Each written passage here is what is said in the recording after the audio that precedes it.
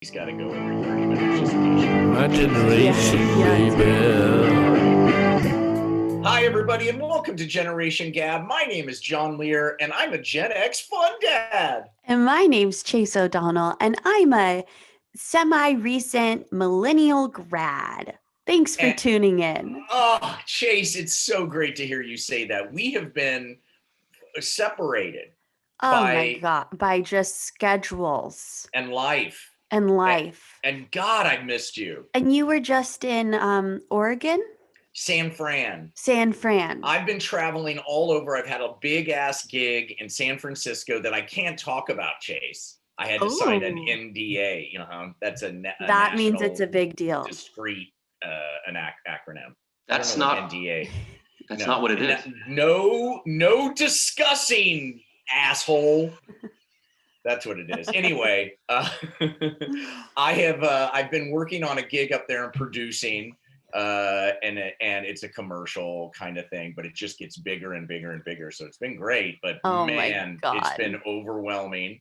And then I've been traveling. I went to Kansas City to shoot a little something that I promised a long time ago and finally came due. Yeah, because the world's opening up again. I know, but it's a little soon. I don't know about flying. I was flying and there were two goofballs who didn't want to wear their masks. It's just like, Jesus, it's like the Wild West out there. I know you've been doing it all through because you've been doing stand-up comedy. Yeah, I mean, it's funny because they say on the plane, if you don't wear your mask on the plane, we will, sue you. But I thought they were going to say, if you're not wearing your mask on the plane, we will kick you off, which I think would be so funny because get kicked off a plane in the middle of the sky. Right. You die. And then you open the door to kick them out and it sucks everybody else out. At least the movies say that. But anyway, Chase, and I know you've been working in production too. The world is waking the fuck up. Wild. I have a shot. I have one shot. Do you have one yet? Oh, do you have two? I just did the Johnson & Johnson that got paused, but I'm okay. You're in the scary, because you're a young woman, you're the exact demo that gets the blood clotting. So I'm going to keep an eye on you. Keep an eye on me. I'm okay so far, but it's not going to happen, Chase. Your life is... I can't wait to see what's going to happen to you after this thing. And I plan to exploit it for my own purposes. You're a wonderful person. You're very talented. You're full of life. There's no way that a clotting, that's stupid. What a dumb way to die. Well, thank you. And speaking of, actually, this is not a transition at all. Yeah. We have a guest today. Yes. We have a guest. I was hoping you'd forget. Adam Scott, the star of Parks and Recreation, is with us today. Adam, you look so different from your TV appearances. What's happened? Something changed. Well, I threw a hat on. Is that it? Could be. I mean, yeah. I'm not wearing a mask. You look so different from your days on Parks and No. Yeah, you do. Adam Scott. Adam Scott, it has the same name as the actor, but is far more valuable to this program, certainly, and to a lot of people. And Chase, I think this is going to be a very valuable episode for you. It is. I already know. Adam, you are is it a financial planner? Is that how so we don't even know what to call you. That's how screwed up we are. Tell us a little bit about your firm and what you do. Okay, so I am pretend we're idiots. Pretend we're idiots. Well, I actually know you personally, so there's it's not that difficult of a challenge. No. So I run a registered investment advisory firm, an RIA. Registered, Chase. Registered. Yeah, it's official. Wow. Okay. Yeah, I have a partner, but we do. We're a wealth management firm, which means we provide advice to individual investors who are looking for assistance with either getting to retirement or they're already in retirement and they're looking to make their money last. Right. So Chase, Okay. Let's start off with your portfolio. Oh, Adam, can we say the name of your firm, or is that not allowed? There's all kinds of rules out there regarding your industry, so I want to make sure we don't. I actually don't know. So why don't we not do that? Okay, it's a very respectable firm. I You can tell you signed that an much. NDA. Yeah. Yeah, no yeah, discussing, asshole. Does this sound cool? It's a little. I know you're pouring tea for those, but to me, Oh. it sounds a little bit like you're peeing. Yeah. That actually Makes that induced some urination on my end. Right. When one person starts peeing, it's like yawning. When one person starts doing it, then everybody Everyone has to does. Yeah. do it. Yeah.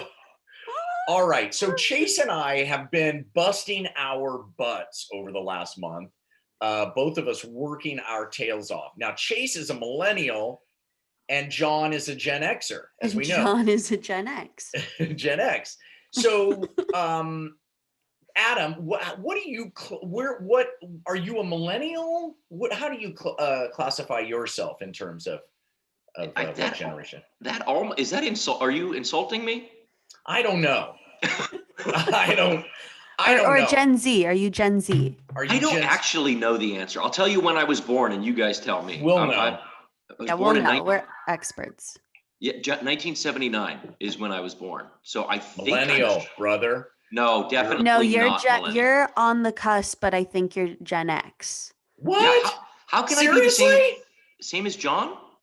That seems ridiculous, Chase. I think millennials technically start in 81. Technically. So, oh wow. Okay, so you're a Gen Xer. You're right there. You could be either. Same as John.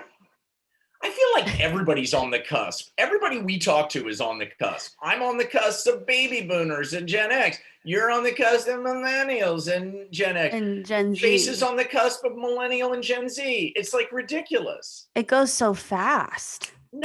People need to stay in their lane. Pick Wait, a generation. Adam, you seem shocked that you're the same generation as John. Yeah, look at me. Yeah, look at me and look at him. For those of you who are watching us, no wonder. By the way, I apologize for the wet hair. Nobody wants to see an old dude with wet hair, but it just couldn't be helped. I am a little shocked, not just at the hair, but also the discovery that we're in the same generation. It's not so much about when I was born, but just how we act, how we carry ourselves. And to discover that John is not a boomer is startling. I am not a boomer. And let me be clear. This guy goes to the post office in person. Yeah, I do think, John, you refuse to be a boomer, but you are just 1 year away from them. Wait, hold on. Is this an intervention? Is this some sort of intervention? Because I am not. I am a Gen Xer. Okay. AIDS came on the scene when I was about to, when I was sexually active. This is why it's shocking. Gen X is from 1965 to 1980. So I am a Gen X. I'm 1965. You're 1965 and you're 1978. So you guys are literally the polar opposite sides of the generation. No wonder we love each other so much, Adam. Wow, how interesting. Yeah, we're bookending that shit. You bookend that generation, and it's interesting. You guys do come off as if you are different generations. Yeah. I mean, look at us. Like I'm super cool and John is kind of like crusty and overly responsible. Adam's going to play tennis after this interview. I'm going to take a nap. Boom. Yeah. You're going to finish the soup that you started for breakfast. All right. Let's get down to business. Adam, as a Gen Xer, yes. What do you see as the differences between relationships to investing? How people's point of view about investing between, say, millennials, Gen X, and boomers? Do you see a difference, and what are they? Yeah, I do.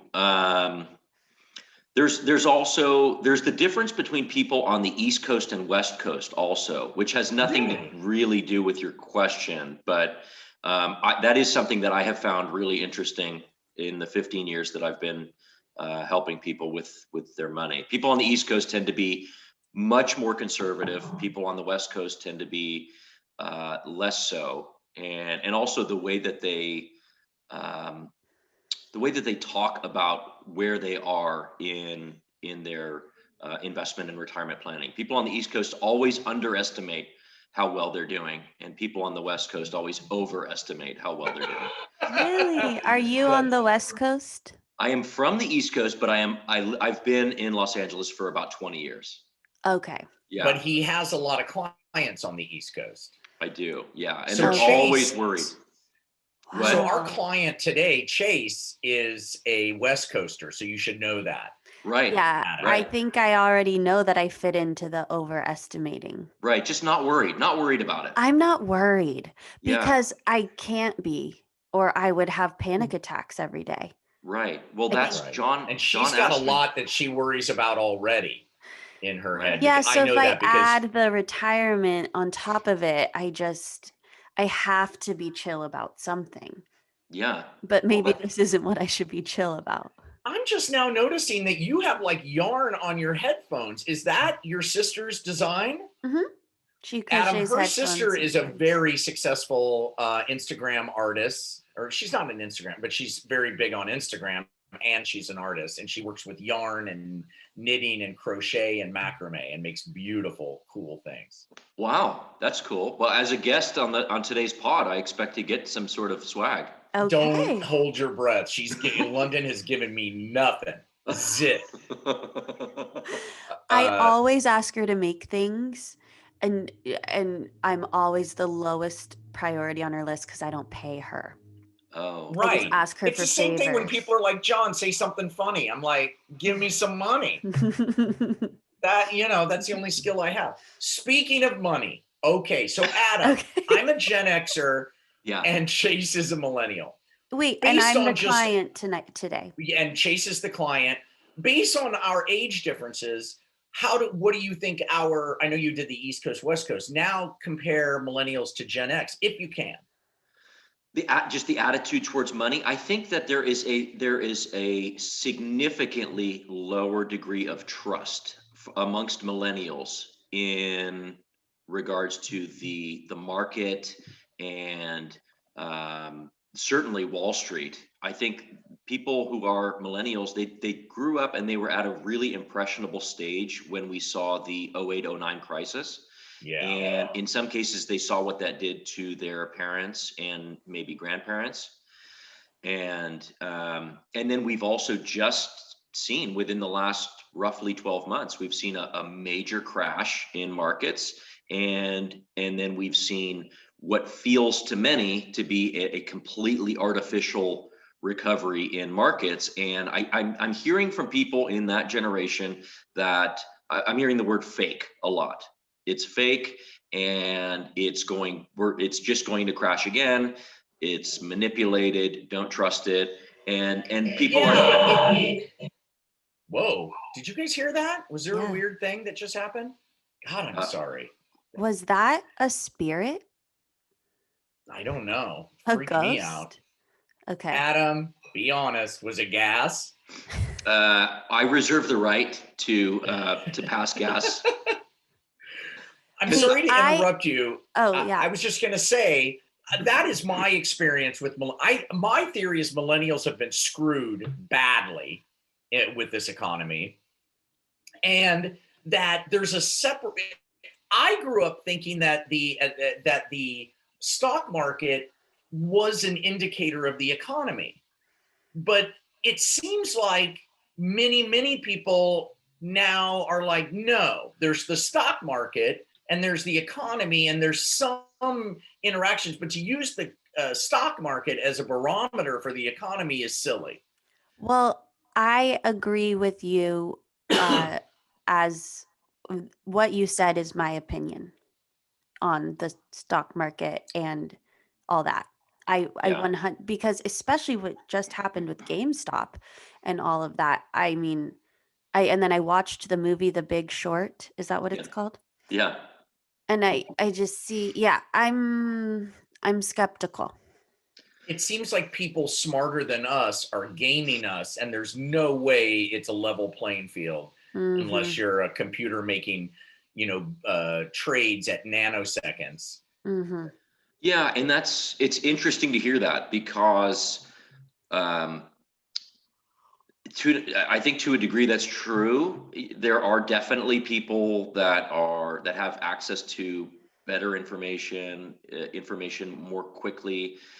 But at the same time, the market, the stock market, which individual investors have almost free access to these days through these index funds, you can get access to the stock market virtually for free.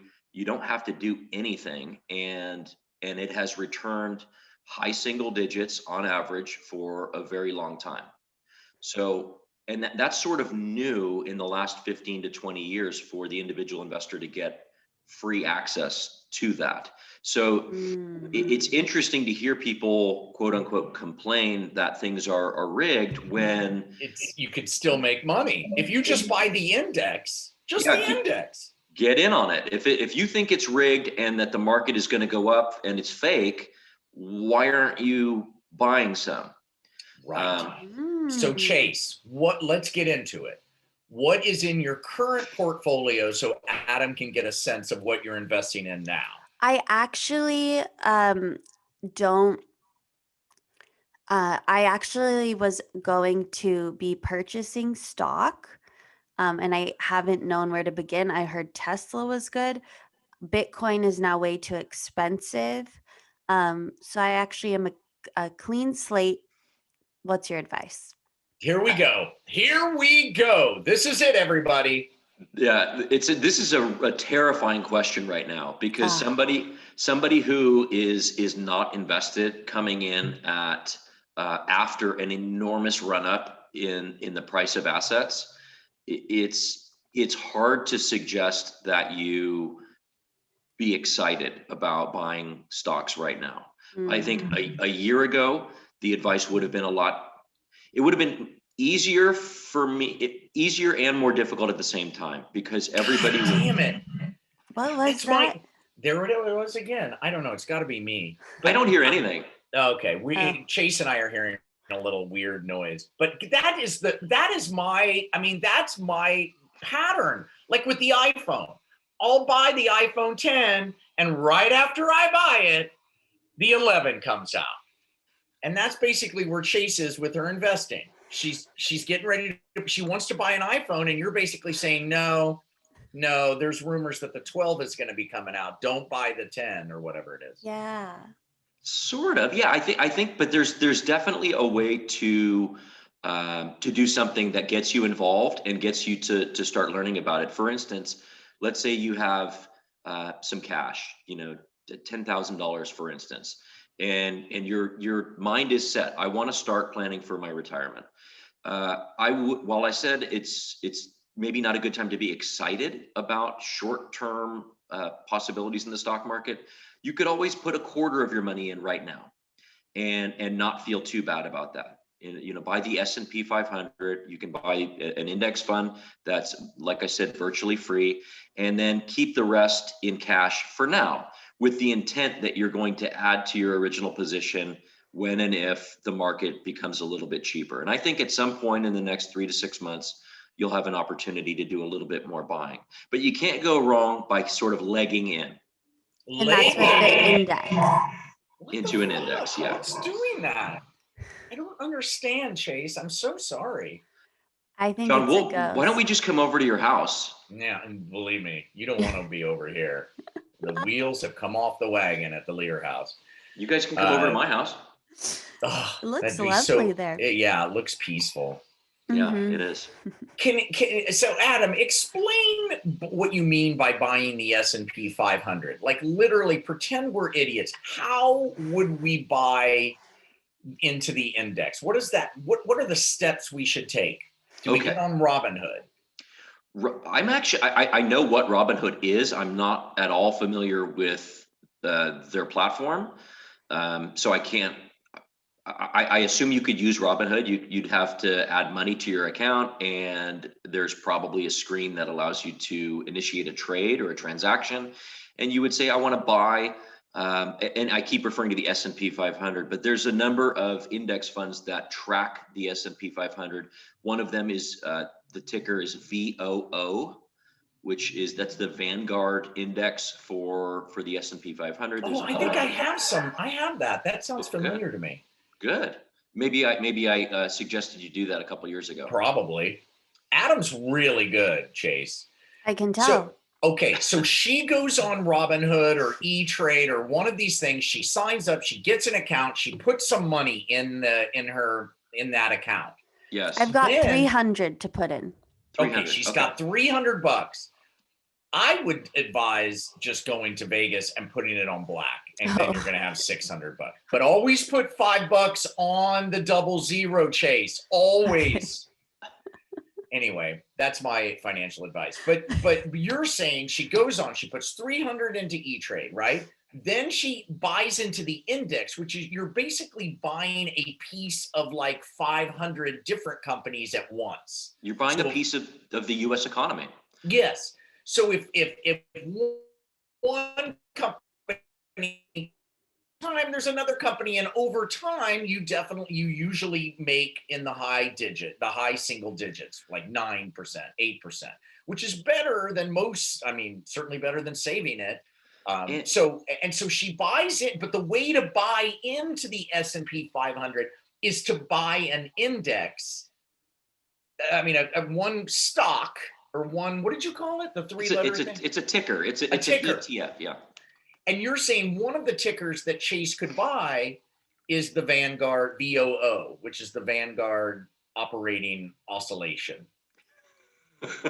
You have there's a complex that you have where you need to identify the acronym, even if there is maybe no acronym. No acronym. Yeah. So Chase, how do you feel about that? How are you going to go to Vegas like I advise, or are you going to put it in the VOO, or are you going to buy some tea and a massage once the economy opens up? Ooh. I'm going to do that regardless. Okay, I'm actually low on my tea selections lately. I'm going to do Adam's advice and get into the VOO. The S&P 500. Was that my advice? That's good advice. I said Was that your advice? So I was thinking while John was talking, it brought up another answer to the original question, differences between the generations. So I noticed as I was talking, giving that advice to Chase, that my advice was so boring, and the result is going to be boring. So I think when I talk to younger people about investing, they're looking for excitement. They're looking for the opportunity to double my money in short order. And to me, that's not investing. And that's right. Yeah. That's what the racetrack is for. The horses are fun. Chase, we should go to the horse. Have you ever been to the racetrack? It's so fun. God, we should go. We should do a podcast from the racetrack. Okay. Oh my God, that's a good idea. So fun. Adam, anyway. You're invited. Yeah, Adam, you want to come to the racetrack? Why don't we do pod number 77 from Santa Anita? I'll be there. That would be great. You go and you get there early. You look at the horses and you pretend like you know what you're looking for. Yeah. Like you get to walk up and pass them and look at all of them. Can you and touch then you them? go, yeah. I don't know. I never have. But then you go up. They're kind of scary because they're ready to run. They're like moving, and they're not like calm horses for trail riding. These are like machines built to kick some ass. They're, And you're saying that is not what investing is. Mm-hmm.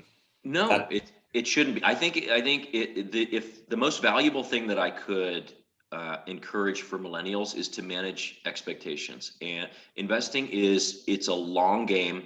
It's about conditioning yourself to put the money that you're able to save into an instrument that is going to gain over time. And if you're doubling your money in a week in an investment or in a security of any kind, you either got really lucky or you're doing something wrong. I think the risk involved in order to make a return that is substantially higher than what the market gives you is you're taking on more risk than you probably realize. And that should be bookmarked for a very small percentage of somebody's net worth. So it should not be exciting. So, question actually, while I have you here, have you ever heard of the app Capital? Not Capital One, but Capital Q No, A P. no. Oh, Oh, that's a QAnon thing, Chase. Don't that stuff. None of that's proven, except for the baby eating. That stuff's for real. okay. So stay out of that. Yeah, Yeah, I you're would. funding the baby eating. Yeah, shoot. Wow, okay. Um, and do you have to be ready for retirement if someone wants to get your help, or can you be a millennial just getting ready to rumble? It's a good, yeah. Well, we do have some minimums, which, but I don't like to turn people away. You know, oftentimes we will take referrals, and I'll offer help to people. Maybe not take them on as an official client, but just sort of offer guidance from the sidelines. What's So your minimum, Adam? Like, if can we get a sense of what a minimum is? it's a $500,000. Okay, so if Chase walks in with 3 $100 bills and puts them on your desk, Yeah, yeah. I would say I would offer I would and opens her Capital app, right, what right. do you? So I've got a ways to go. Well, yeah, maybe we should talk again next week or something like that. Okay. You know, All right. Okay. it's. I mean, I'm just trying to answer honestly, but Yeah. we do have smaller clients where whether it's the son or daughter or grandkids of an existing client, or if somebody comes referred from an existing client, we're not going to turn somebody away. And if I'd you're like to refer Chase to your company, please. okay, I'm referring Chase excellent. officially on the air right now. And I'd like to thank you for the referral on the air. Are you sure? I mean, wait till you hear what you got coming your way. Well, I Is it think three? he Is it knows $300? $300. Yeah. Yeah. And I'm US. willing to go to 600. Oh, Whoa, Chase, hold I'm up, willing hold up. to- I know because- what you need. Tea. Don't forget, you need self-care. You've been working crazy hours. lost- Anyway, Yeah. next week we'll talk next week, and I'll get a bigger sum together. but there is help that we can offer to people who maybe don't yet meet our minimums. You know, and there's a lot of good content on our website. We do webcasts once a month with relevant topics for people who are interested in the market and the economy. And I'm Can't not we say the firm, Adam? Can't we say your firm? sure. Yeah. So the name of the firm is Argyle Capital Partners. Okay. And so Right. so people that are interested, such as myself, can go to your website and watch webcasts. You can watch webcasts. You can read. I've put some blogs up, and anytime that there's sort of a major market event, I'll do a write up, and that gets posted on there. And I'm generous with my time. If there's something that I can do to help, I'm not afraid to spend an hour with somebody who has no intention of ever becoming a client. As long as if somebody's interested, I like to talk about this stuff. And his Oh. stuff, Chase, is very relevant. Like you know, for the layperson, like you know, it's not like you're very very good communicator, Adam. Number one ranked, actually. That's right. Yes.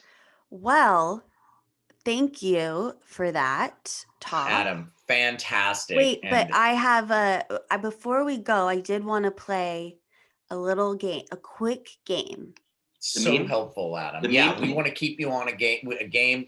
Chase has a game, and it's something to do with memes, which yeah. I only vaguely know what they are. Like, I think a meme is a video or usually a video or a photo with text that makes you laugh or amuses you. Yeah, it's a humorous image, video, or text that is copied and spread rapidly by internet users. Chase, can I tell you a story about a boomer that I met last year, and he was trying to tell me about a meme that his son had shared with him, but he didn't know how to pronounce the word meme, and but he thought he knew how to pronounce it, and he kept telling me that his son had sent him a meme, and And I didn't know how to I kept a straight face somehow, and I didn't correct him because it just felt too harsh. Just let the guy have his fun. Oh God. Yeah. That's a meme. So we're gonna do what do you meme? And basically I'm gonna show you this picture and I want each of you to come up with what your meme caption would be. Okay, this is gonna be good. This is a chicken running and the caption says G to G, bye, meaning gotta go, bye. Is there something in the financial world that you're like, get me out of here? Or John, why would you have to get out of there? Um, I ate some street tacos. Yeah. Yeah. I was actually thinking like, I'm not taking that Johnson & Johnson vaccine. Oh, that's good. Like, Oh, gotta go. Adam, Chase you won Chase that took round. it, and she's in the worst demo. I for did. it. I did have the Johnson and Johnson. I did too. God Oh, damn it! God. It's gonna be okay, you guys. It's literally 1 in a million, and they still don't know the connection. So it's just a lot of they're just worried. They're just it's an abundance of caution. You're gonna be okay. Yeah. I This got is the a two famous shotter. meme. Okay. What would you say about this? John, you go first. Do you know that lobotomies are still used widely in the U.S.? And that's what this girl just heard. And she's like, that's what she's saying to me. oh, she's telling you. For those that can't see this and they're just listening, it's a girl making a disgusted face. Yeah, and sort of suspicious and disgusting too to me. She's like, what's going on here? Yeah. Yeah. Adam, what do you got? That girl is saying, you're serious? Your minimum is $500,000?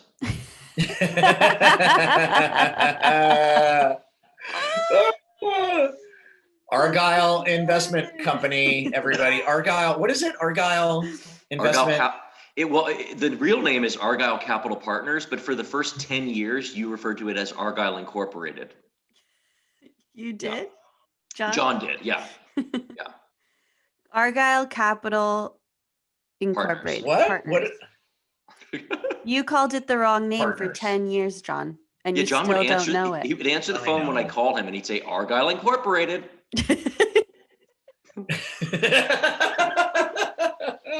And then you would make this face. That's exactly right. Wow. Nice, Chase. That's a callback, everybody. That's a professional.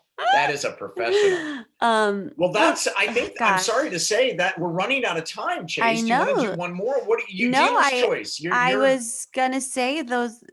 I don't know how you can top those two memes that you came up with. Those are amazing. So yeah, we got to end strong.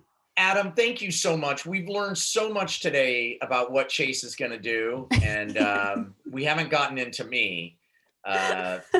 But by the way, my theory why East Coast people are more intense than West Coast people is because we can always just build a tent.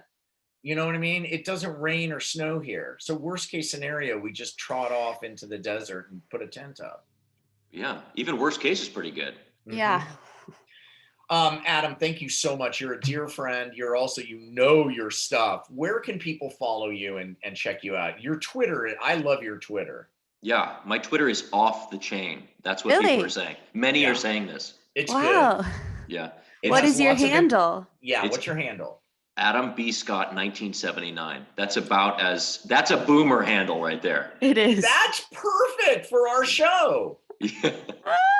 Adam B. Scott 1979. Adam B. Scott. You come right up. Off the chain. And it's a tennis. It should be a tennis picture, I think, right? It is. You've just been followed. He's an incredible tennis player as well. Yeah. Wow. Like college, he was like a college player. Like he's good. Big fan of Serena. Well, do you want to get into that? Oh, well, it's not a yes or no. Okay. I'm actually not. No. Oh. Yeah. Yeah, she's very strong player. She has matured in the last couple of years, but Oh, you know her personally. no, I don't know her personally. No, but Oh. as a lifelong tennis fan, I feel like she the number one thing I think in being a champion is to be gracious in defeat, and I have only in the last couple of years have I witnessed her being gracious in defeat. And if you watch some of the other players, men and women, I just, to me, that rubs me the wrong way. I love that answer. Yeah. Me too. I I think I blame her father. Um, I blame her father. always the father. That's what my daughter's they're gonna blame me, and I'm ready for it. Go for it, because hopefully I'll be dead by the time she really gets into it. On that note, Chase. On that note, Adam, thank you. You're a wonderful person. I love you, and great job today. Thank you so much. My generation, baby.